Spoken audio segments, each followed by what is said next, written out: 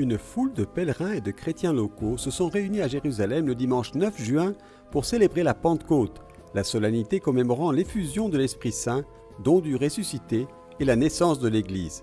Il y a beaucoup d'événements importants qui l'ont caractérisé.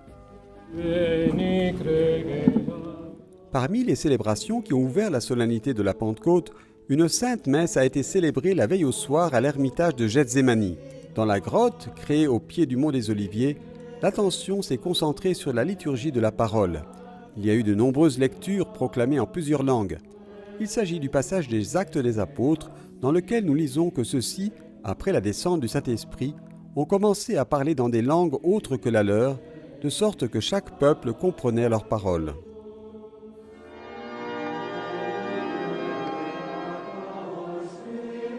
La messe solennelle a été célébrée dimanche matin par frère Francesco Patton, custode de Terre Sainte, dans la paroisse du Saint-Sauveur. Cette année, la fête chrétienne de la Pentecôte a coïncidé avec la fête juive de Shavuot, au cours de laquelle on se souvient du don de la loi 50 jours après le départ d'Égypte.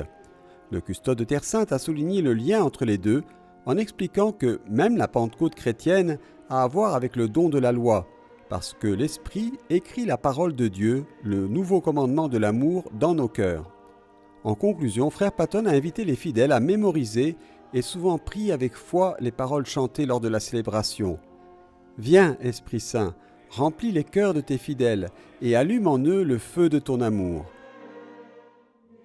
Une autre célébration a eu lieu à l'église de la Dormition, à quelques mètres du Cénacle, présidée par l'administrateur apostolique du patriarcat latin de Jérusalem, Monseigneur Pierre Battista Pizzaballa. Le message d'aujourd'hui est le même que celui laissé par Jésus, qui entre dans nos peurs, où se trouvent nos peurs, nos cénacles. Et il nous dit de sortir, en nous donnant le Saint-Esprit, en nous disant que vous serez en paix malgré tout, malgré les nombreux problèmes et les nombreux défis. Vous serez en paix parce que je suis avec vous. Le chant de l'Alléluia et les torches allumées accompagnent la petite procession dans la salle haute du Cénacle à Jérusalem. Ici, selon la tradition, les disciples ont reçu le don du Saint-Esprit. Le jour de la Pentecôte, comme le jeudi saint, un des endroits les plus disputés et les plus chers au christianisme, est exceptionnellement accordé à la communauté franciscaine, pas pour la célébration de la messe interdite par les autorités israéliennes, mais seulement pour les vêpres.